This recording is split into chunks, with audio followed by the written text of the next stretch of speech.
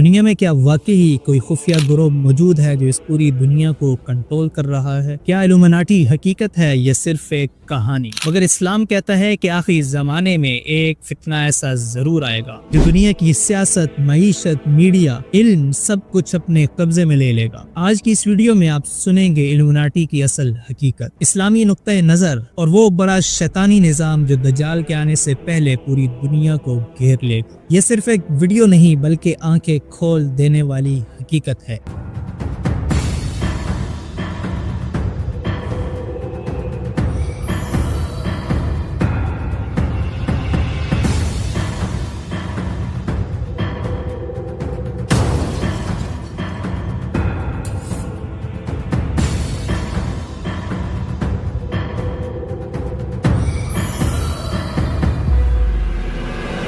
الومناٹی کا لفظ آتا ہے 1776 سے۔ جرمنی کے ایک پروفیسر ایڈم نے ایک چھوٹا سا گروہ بنایا جس کا مقصد تھا جبر کے خلاف کھڑے ہونا، چرچ کی طاقت کو کم کرنا، علم اور آزادی کو فروغ دینا، لوگوں کو روشن خیالی دینا، بس اتنا ہی۔ نہ یہ عالمی حکومت تھی، نہ شیطان، نہ جن، اور نہ ہی دنیا کی چابی ان کے ہاتھ میں تھی۔ 1780